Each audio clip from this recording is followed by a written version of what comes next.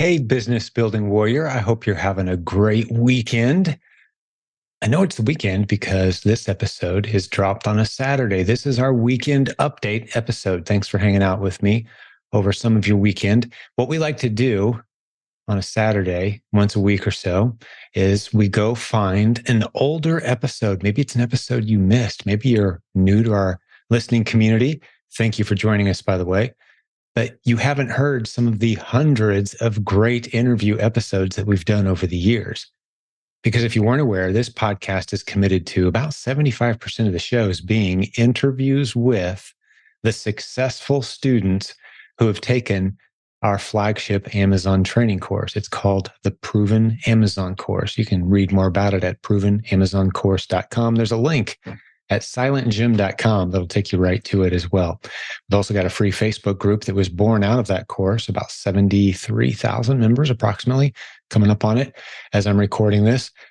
These are all people who are using the internet creatively to launch and grow multiple streams of income with an emphasis on Amazon as the preferred starting point for those who don't have something else in mind that's really working well for them. We'd love to start you out with the Amazon replens model. And like I said, we've got hundreds of success story interviews with students who've used that model and built beautiful businesses. And that's what we have for you today. So we go back and we find some of the best clips from episodes from a few months or maybe even a year or so ago that you might have missed. So before we jump over to that, how about a quick announcement and then we'll jump into the content for the weekend. The Proven Conference is coming up July 6th through 8th. Hundreds of people are already registered. We're going to go to Columbus, Ohio, July 6th through 8th, 2023, and we really want you there.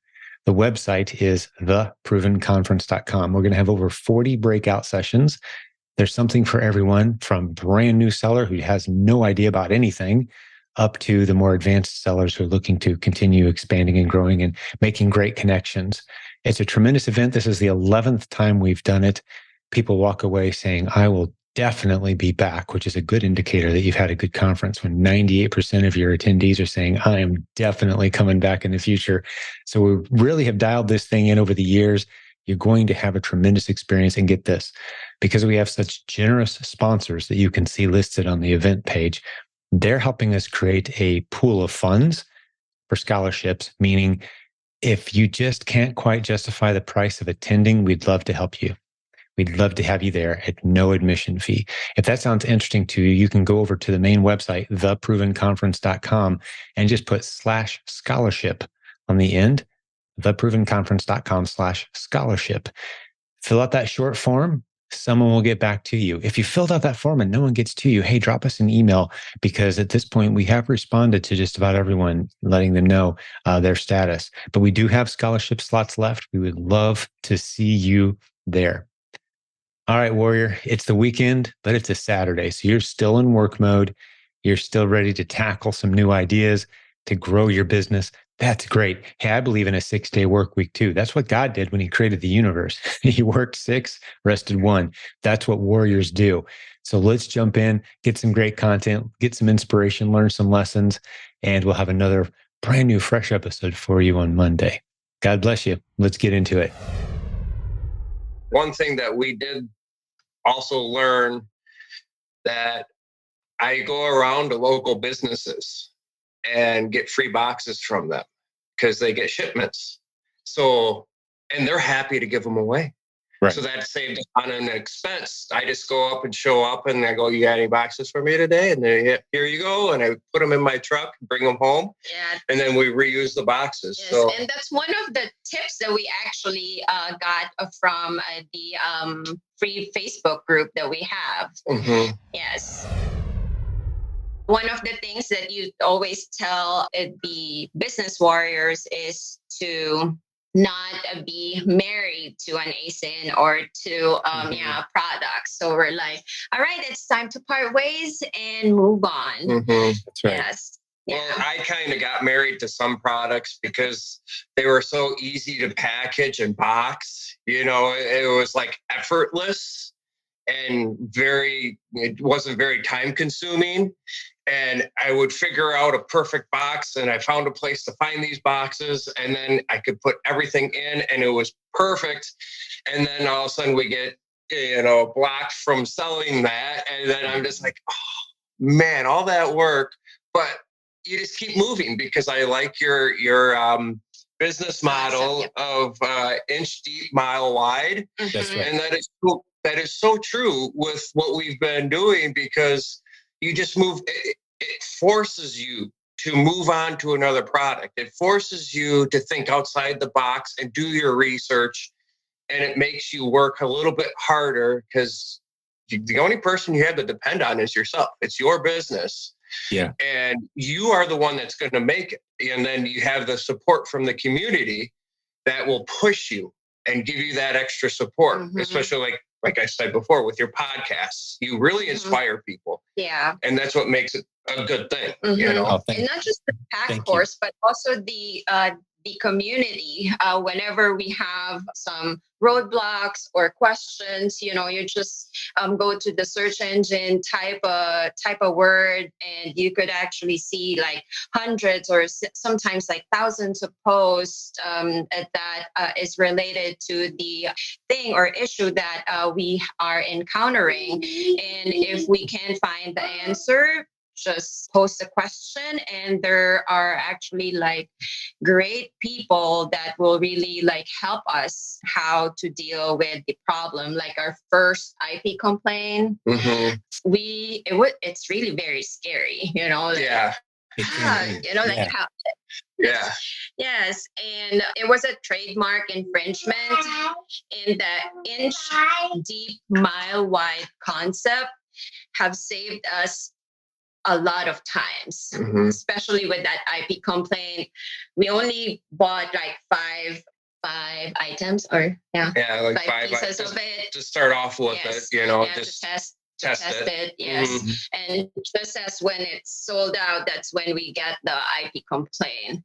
And like Amazon, they're also like very helpful, and at the same time understanding. So we just acknowledge that we have received the IP complaint. We explained, and we promised, as a plan of care, we promised them that we're not going to sell that product anymore or list on that ASIN. Yeah, you just move on, right? Yes, because you're not emotionally attached. You don't have a whole bunch of inventory. Yeah. So I love that you guys have latched on early to the inch deep, mile wide concept, which for someone who's new listening to this, they may not know what we mean. We haven't really specifically spelled that out yet. So let me just describe.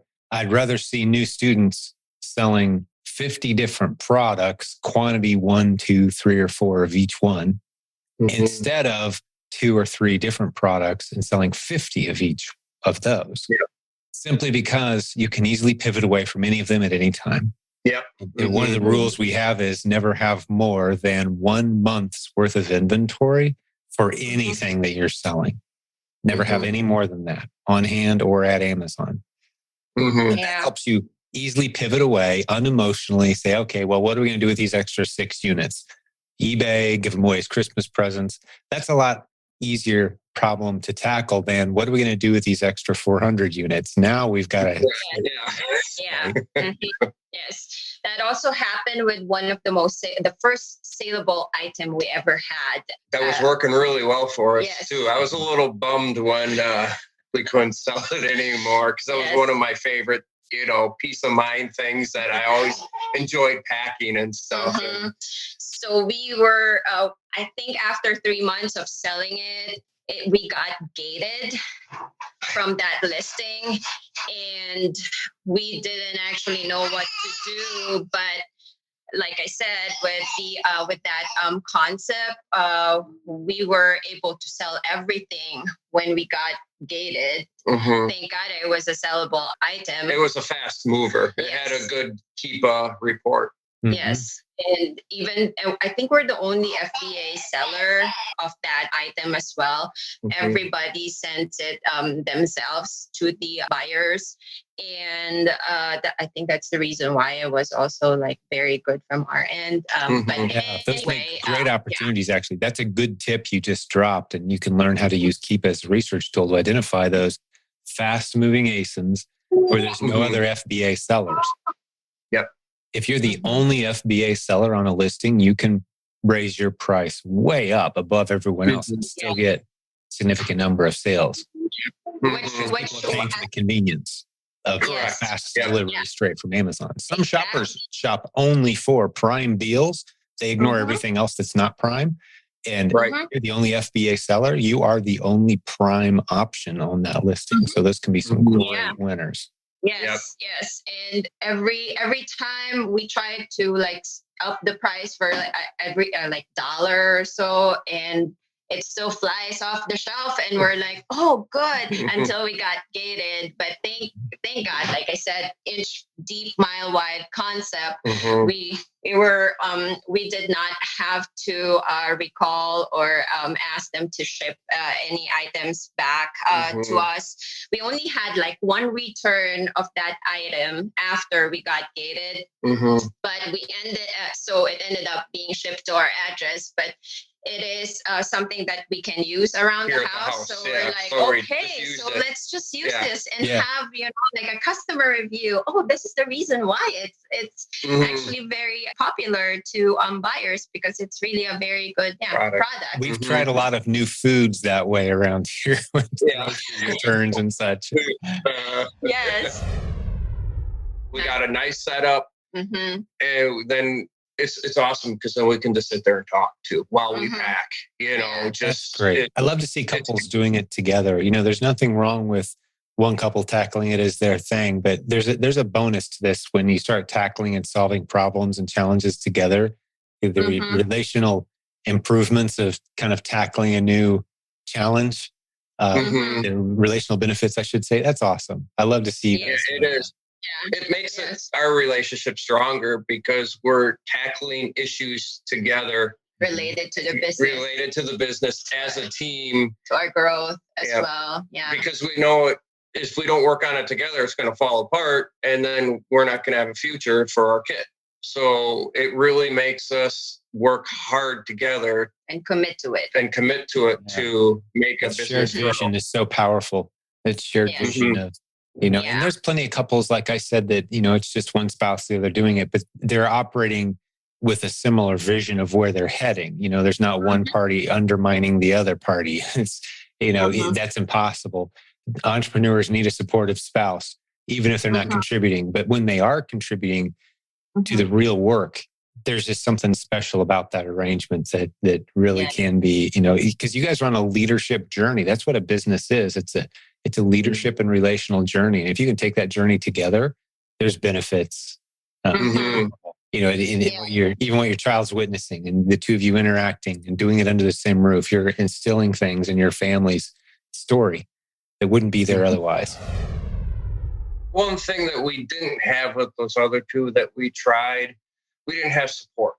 We didn't have a community of people who care, who want to watch other couples succeed, even though they're your competition, but at the same time, they still want your business to do good, to grow, and that's what's really cool about the community is everybody's so positive and they just want everybody to be the best that they can be, and that's what I really was drawn to with this program and everything that you've set up for everybody. And then just built. It's one of our core principles that you've picked up on, and it's drilled in. And you can't get into leadership around here without embracing and appreciating an abundance mentality towards the concept of success. Yes. Meaning, you see it as candlelight, not cake. You've heard that example probably at this point, right? We can spread as much candlelight as we want, and it doesn't take away from anybody's candle. It's not a cake in the middle of the room and we're all making a mad dash to try to get our piece before it's gone. That's not how we view success. It's just we refuse to view business success through that lens. And so that abundance mentality allows us to not just be generous for the sake of being kind and generous, but we also know, like as I'm sitting here with you guys, and Will and Rochelle, and you guys are in the early stages, and you're excited, and you've got some momentum and success. And so far, we've poured into you probably more than you've poured back into the community. But that will soon change where you guys will be pouring far more in than you're taking out of nothing else than maybe a sense of gratitude.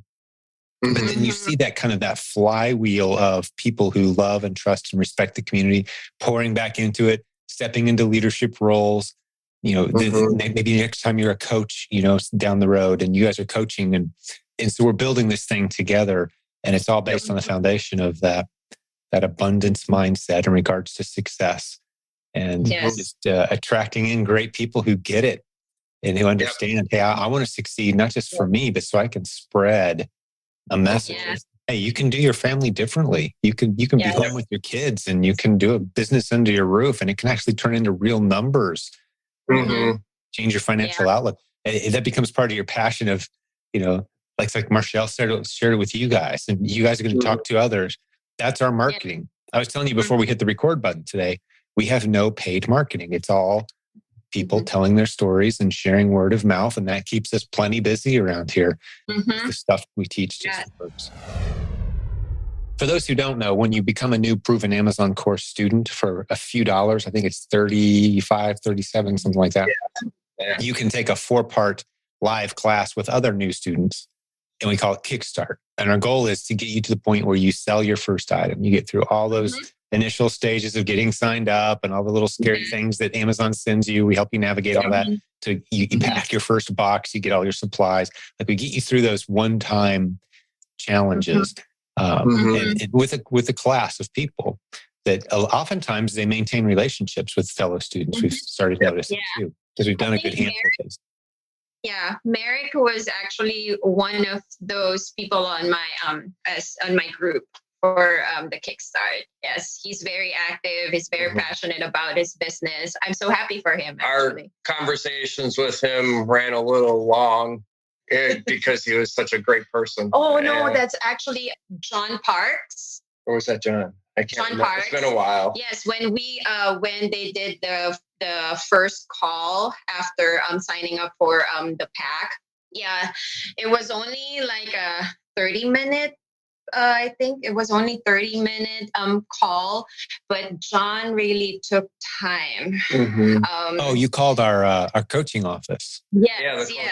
Yeah, we offer free consultations to new students and like, hey, let's talk about your business. Yeah, and you blocked a half an hour, but he took a lot more time. Yeah, that's we just started team on a roll. Yeah, it was. John. It was awesome. Yes, and sometimes he would send us an email like, hey, how is your business going? And, like, even if you're not part of the coaching program, if you have any questions, let us know. So we have him in mind that if we are at that point that we wanted, or we wanted a coach, it's one of our goals to have a coach. But once we're at that point, John Park. When the time's right, there's a season for it, and it'll be obvious for you guys. Some people do it day one, others take their time, but we're happy to talk to you about it and help you make a good decision when the time is right. But you guys are really building a beautiful routine right now. You've got a lot of great momentum. Well, the bottleneck right now, it sounds like, is finding more ASINs, and you just don't have the time. You're good at it, you're competent at it, you understand the process, but just finding the time to do it. I would suggest, as confident and comfortable as you are, I mean, being Filipino yourself, Rochelle, it should be a pretty straightforward process for you guys to find and train and hire someone. And that's not an expensive proposition, especially, I mean, you can probably confirm for me. And I like anytime I have someone from the Philippines to kind of confirm, because I say it all the time on the program. And every time I've ever ran it past someone from the Philippines, they've confirmed it. But on the island, the average wage is $1 per hour. So if you pay someone $4 or $5 per hour to work for you, that's a significant income.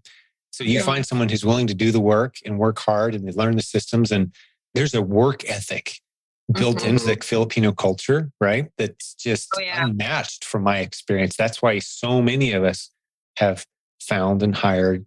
And now while we do offer a service that will do that for you, I would think, Rochelle, that you're positioned pretty well with some connections, maybe to find that person and to, for a few dollars per hour. Now they're doing some of that heavy lifting that can be done online while you guys sleep, right?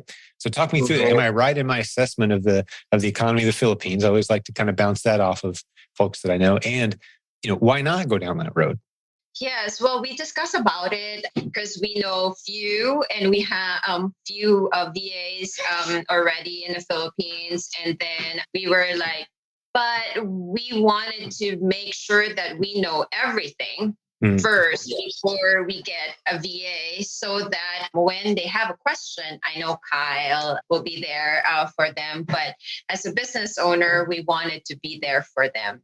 And Filipinos, we are very resilient. We, when we work, it's like a typhoon every 2 or 3 weeks takes out everything. That's true. No kidding. And you basically rebuild the island every few weeks. It's amazing. The resilient is a great word for that culture. But where else do you guys want to go? You've shared a great amount of your story. I would like to hear how it's going specifically, like, business numbers wise, if just some general numbers, so you get a bit of a point in time of where things are now. And what happens is we find a good ASIN, and it starts off really strong, okay? And we're continually updating or reprising, and also making sure we can find enough to keep it stocked at Amazon. And then all of a sudden, what's really weird, just one day, it's like a light switch. It just shuts off. Yeah. And then the inventory just sits there for a couple of months. Yeah, and we know that sometimes, when someone tanks the price, when it gets on the list, then it happens. But what we actually wanted to know is, like, how to avoid it. Specifically, let me restate your question. How do we avoid good ASINs going bad? True. Yeah. Yes, exactly. Or is that just the nature of the beast? That is the business model. Every replen ASIN you will ever find has a time bomb tied to it. And you don't know what that countdown timer has on the dial. It could be 2 weeks. It could be 4 years. You don't know. There's no way to know. Deep, mile wide. Yeah, that's exactly. That's why we do the inch deep, mile wide. We don't have more than a month's worth of commitment anywhere. And if you play this business out over the long term, some of us have 50 ASINs, some of us have 500, some of us have 5,000. Through across the board. Any given month, you're going to lose 10, maybe 20% on a bad month of your ASINs. To either a temporary loss, which is usually the case. Temporary could be, a month, it could be 8 months, to where it's just not viable. Or you're going to lose it for some other reason permanently. 10 to 20%. So that's why the game really is finding new ASINs. Yes. So when you hire a virtual assistant, for example, and they're tasked with finding you 3 to 5, maybe 10 on a good day, new ASINs, well, that solves all these problems. Then you just have to have a system for recognizing ASINs that are starting to drop off your chart, replacing them with good ones constantly, getting rid of any excess inventory. It's never more than a month's worth, which is why I'm just as excited about an ASIN that sells 3 to 5 times a month at a nice margin as I am one that's selling 40 times a month. Because the one that's selling 40 times a month, I got to have 40 of those on stock. And if the time runs out on that ASIN, I got extra 40, 50 units sitting around.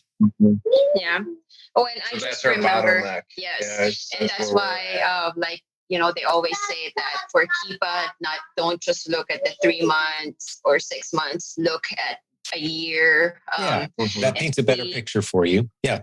And it doesn't predict the future. It just tells you, it helps you identify consistent patterns. Is this seasonal? That sort of thing. Yes. And one thing that we always tell new sellers like us is, don't lose hope in finding good ASINs. If one is not a good, if one is not a good ASIN, move on. And sometimes you would even find products that you don't know how to use, but it's a good, you can list it on a good ASIN and sell on every category that you are ungated. Don't focus on ungating an ASIN or a category or on a product, because that will happen when it's time. In its own time, the gate of flood will just open up for you.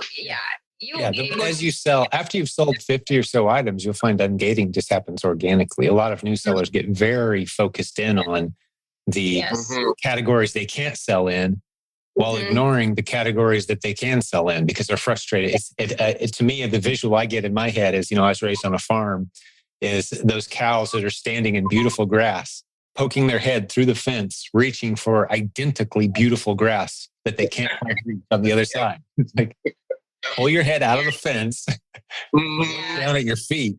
Like, you're already ungated in sports and outdoor, arts and crafts, home supplies, pets, not pet food. There's millions of ASINs in those categories. Don't try to poke your head through the groceries to get to grocery, week 2, because you saw somebody make a post about success with grocery items. That'll happen automatically here. Sell a few things. Right. So I love the point you're making there. Absolutely. Yeah. And there really are replen ASINs everywhere. And 2, have you guys been through the advanced Keepa training inside the Proven Amazon course? We are working on it. Okay, yes. I'm still like, it's a challenge for me to actually understand it, but I just keep on pausing and repeat, listen. Do you know the general premise behind it of what it is that it's doing, what the magic of that strategy is? I could summarize it for you if that'd be helpful. Yeah, that'd be great. Yes. Yeah. For as replens sellers, we all know we're resellers. That means we're selling items that other people are allowed to sell. We are just looking for those underserved shelf spaces, so to speak, at Amazon. There's some products, some ASINs that Amazon offers that are very well stocked with plenty of sellers, and you may or may not be able to make any money sliding in next to the other sellers. A good replen ASIN is one where you can slide in. There is room for you to make a handful of sales profitably per month, predictably. So that's what we're trying to identify. So the advanced Keepa training says, what other sellers out there on Amazon have a replens type of footprint on Amazon, meaning they're selling replens items as their strategy. You look at several of them, you filter through, and you find what ASINs you might be able to hop on right next to other sellers and begin successfully selling. So it helps you identify other successful sellers, what part of their inventory offering is something you could hop on alongside. Some of the best ASINs you will ever sell against will be ones that have 5, 10, 20, 30 other sellers. Oftentimes people avoid those, but those can be phenomenal. If they're moving fast, it doesn't matter that there's 30 other sellers. It's moving fast. And not only is that buy box rotating around the bottom 1/3 of the best prices, that buy box is also, because of the regional advantages you have, having inventory sprinkled all over the country on a fast mover, that buy box is going to change. There's going to be some busy single mom in the middle of nowhere, Arkansas, who needs it 2 hours from now, and your unit is the only one close enough to serve that customer. So for that customer, the only buy box they see is your unit, because they're shopping Prime now and they need it for a party today. And so they buy your unit, even though you're nowhere near the buy box price historically on Keepa, but it's a fast mover. So don't be intimidated by ASINs that have a bunch of sellers, and some of the sellers are selling at a price below where you think you could make a profit. Send in a couple test units at a nice high price that you guys like and sell on it. But the advanced Keepa training, by the time this podcast episode goes live, we will have rolled out I'll send this to you guys for free. When you see this roll out, remind me, send me an email, okay, as being a guest today on the show. But the advanced Keepa training is one strategy as it appears in the Proven Amazon course right now. It's getting ready to be 9 new strategies added on top of it, including the one that I just described to you, but just spelled out in detail. So the one strategy that's in there right now is find other sellers, kind of scour through their inventory methodically, have tools do it for you. So you've got a list of, let's say you look at 1,000 ASINs and you drill it down very quickly to 30 or 40 that you're going to look at one at a time and make some decisions on. But there's 9 other cool strategies coming that are launching advanced Keepa training. It's going to be at provenamazoncourse.com/Keepa. People can go there to get details on it. By the time this episode comes out, that will be live.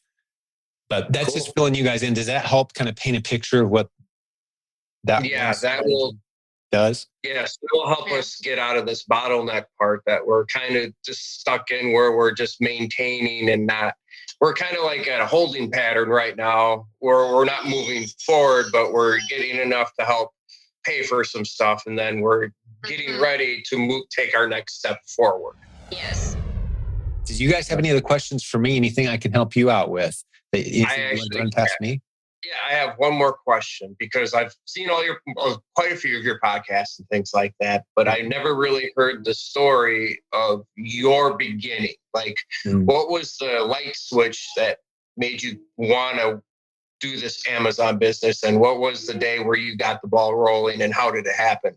Yeah, I'll give you the short version, and I imagine it's been a while since I shared this, but the last real job I had was over 20 years ago, working for Microsoft selling software licensing, which is about the most boring tech job you can possibly imagine. But I was good at it. I had a decent income, but my heart wasn't in it. I felt like I had a calling from God to do something more significant that, for me, more kingdom oriented. If that resonates, it will with some, it won't with others. But I felt like I needed something I could really pour and treat as a ministry, where I'm actually making a real impact on families. And I knew what I wanted. Talking with my wife, 20 years ago, when our kids were all much younger, most of them didn't exist yet. We wanted to run our family differently. We wanted to do life with kids under the roof, making decent money. And I really wanted to figure that out. So while I had this great career and nice trajectory, selling for one of the hottest companies in the world, and crazy to walk away from that industry at the time, people were telling me, I was starting to have some fun playing on eBay. And I sold, the first thing I sold on eBay, or one of the first things I sold, was a pair of used basketball shoes. Happened to be a pair of Air Jordans. Sold them to a guy in Singapore for $700. Wow. And I was instantly thrilled at the thought of how easy it was to have an international business. Here I am living in the United States, selling shoes to a guy in Singapore. Right. So I started diving in, investigating. And the more successful that got, the more people I had asking me for advice. And kind of like you guys have asked Marichelle. It's like, hey, how's this work? Fill us in. After you've got 50 people asking you, I just wrote it down. And that turned into a book, turned into a course, and that turned into a community. And here we are 20 years later with that's cool.